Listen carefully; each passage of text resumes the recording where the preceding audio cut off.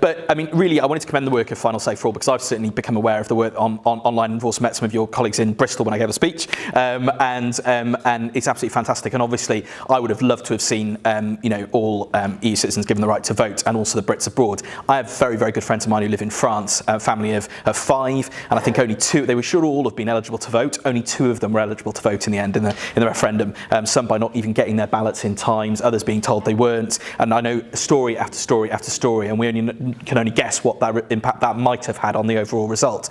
And many of us argued this actually during the original referendum bill. And also, I always believed that 16-year-olds should have been given the vote, and I still believe that now. So I think wherever we end up in this, I think that's going to have to be a crucial consideration. But firstly, a personal story, and then I'll give a very brief update about where I think things are at. Those of you who've heard me speak before, I grew up, a family that, here in the Vale, some fairly sort of modest backgrounds. A lot of my family had actually served in the armed forces, in history in the army. My great-grandfather was in the Battle of the Somme for the King's Own Scottish Borderers, was gassed but survived.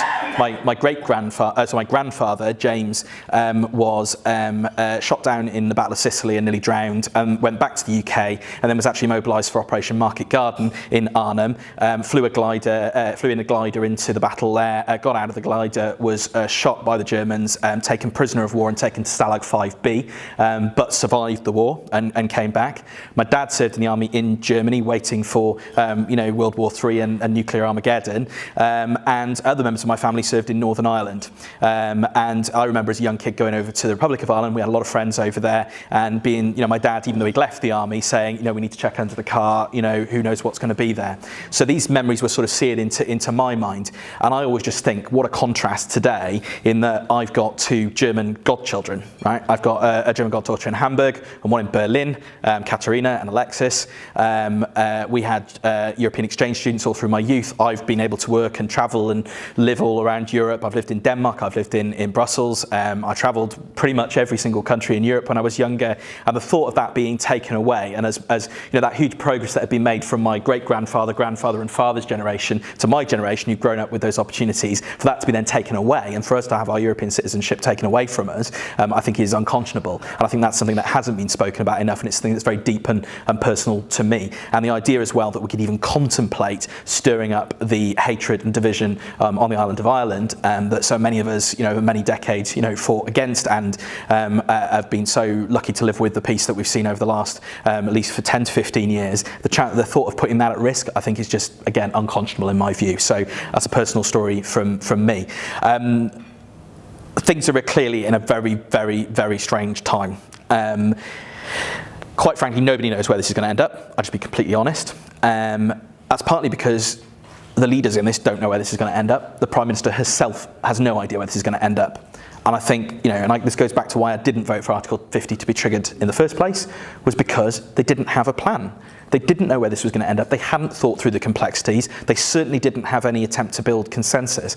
I always believed that right after the original referendum, if Theresa May had said, voted to leave, it's a difficult decision, but here, let's have a big cross-party negotiating commission. Let's solve all the issues. Let's try and find the right way forward. We've got to try and reunite the country. I think maybe she would have come to some sort of solution that would have worked for everybody. It wouldn't have pleased most people. It wouldn't have pleased me, but it might have been a way forward. But she didn't do that. She spent the entire time over the last 2 years in hock to an extreme right wing of her own party, and that is still going on to this very, very day.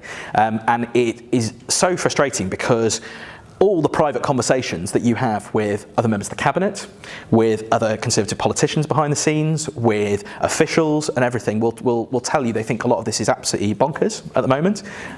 None of them want to see no deal happen, that's absolutely sure. And a lot of them cannot understand the strategy that she's taken.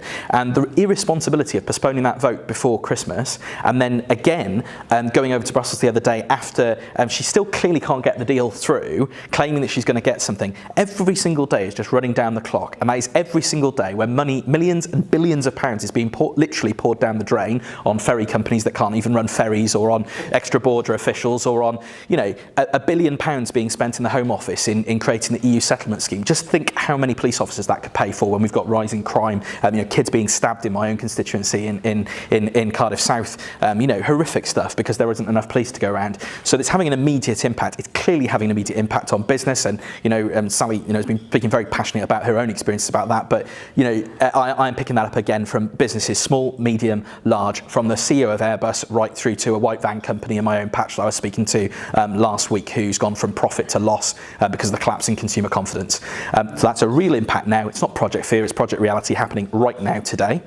So it was unconscionable for her to be continuing to run down the clock, because each day that this goes by without any sort of resolution is pouring public money down the drain, and it's pouring investment, jobs and opportunities down the drain, let alone the security, the position of citizens, our place in the world, the wider risks that's opening us up to. So I think the strategy she's followed is absurd. Where do I think we are right now? I think I am clear. Parliament, there is, despite all the furore over all these amendments last week, sometimes we've got a danger of building these moments up into big things. There's going to be many moments over the next few weeks, and it's not just one big sort of bang. It is very clear that there is absolutely no majority in the country or in Parliament for no deal. Absolutely clear. Right? The Spellman-Dromey amendment did pass. It's very clear. Don't want no deal.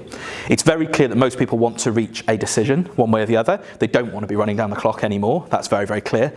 And I think there's also a clear majority for extending. I think she's going to have to do it anyway, because quite frankly, and any of them will tell you in private, they can't pass the legislation. We are sitting there in Parliament every day with hundreds and hundreds and hundreds of pieces of secondary legislation that they can't get, they haven't even got for debate yet, let alone pass them through. And of course, even if she scraped the deal through by 3 or 4 votes, which is of course still a possibility, the reality is that she then has to get that through in an act. Now, how on earth that's going to get through in the time? Impossible. So I think inevitably an extension is going to happen. And when Brexit doesn't happen on the 29th of March, what does that then mean? What psychological, emotional impact does that have? I think that's going to be very interesting to see. And my view has been completely consistent throughout this, and I think it's where things are at.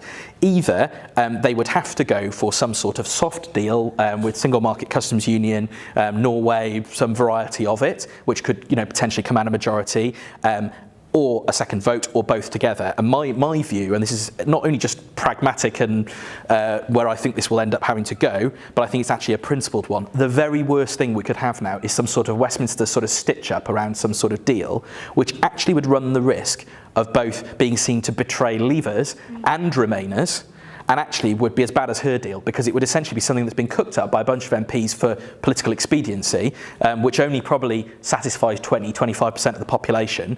And actually you have then a load of Leavers saying, oh, this is just Brexit in name only, and you have everybody else, and I'm assuming everybody in this room, who would go, well, why are we even leaving if you're going to be this close? So for me, the issue of a final say is one of absolute principle, let alone political pragmatism, because what is the legitimacy of any deal done now? She's had her chance. She's had a chance to implement a deal. Now, I think anything has to go back to the public for a confirmatory vote. And I believe that vote should be, do you want to leave with this deal? Perfectly reasonable. If you still want to leave and you know what the deal is now, fair enough. I've got no problem with that. I've got friends, relatives, family members who are leavers. If they still want to leave with that deal, no problem at all. Totally respect that. I understand. I disagree, but I understand. But also we should have the option to keep the deal that we've got. And that's what I fundamentally believe, and it's where I think many colleagues are. I think increasingly, certainly in the Labour Party, whatever is going on in certain areas, the vast majority of people, and you've heard what John McDonnell said, what Keir Starmer said, and what others have said in recent days, and I know from talking to my own colleagues, the vast majority of the Parliamentary Labour Party want to see that to happen. Bell, who's a Labour spokesperson in the Vale, she's passed her best wishes, was with her earlier on today, to you all. Alan Cairns clearly isn't in that position, and that's not a partisan thing, that's just the reality. He's not even responding, as you know, to a lot of the stuff that you've been sending to him. But there are other MPs who are responding, but for some of them, please remember, it is very, very difficult. If you are in a seat that voted overwhelmingly to leave, you want to be seen to have gone through a process, you want to have been seen to go through a process of exhausting all the options before you come to some very, very difficult choices for yourself and for the country. But I have no doubt that the vast majority of those people will not choose no deal. They will not choose a sort of a disastrous sort of Theresa May deal. And in that case, what are they left with? Well, it's very clear to me what the options are. So I hope that's helpful for where things are at. So don't lose hope, don't lose faith. And the grassroots campaigning that all of you are doing is one of the most important things, because it's those personal stories, it's those personal interactions that have far more impact than any report or list of statistics or whatever that any of the sort of official organisations or others can put out. It is those personal stories that are impacting on MPs and others who are making these decisions. So thank you for all being here, and it's a real pleasure to be here with you. Thank you.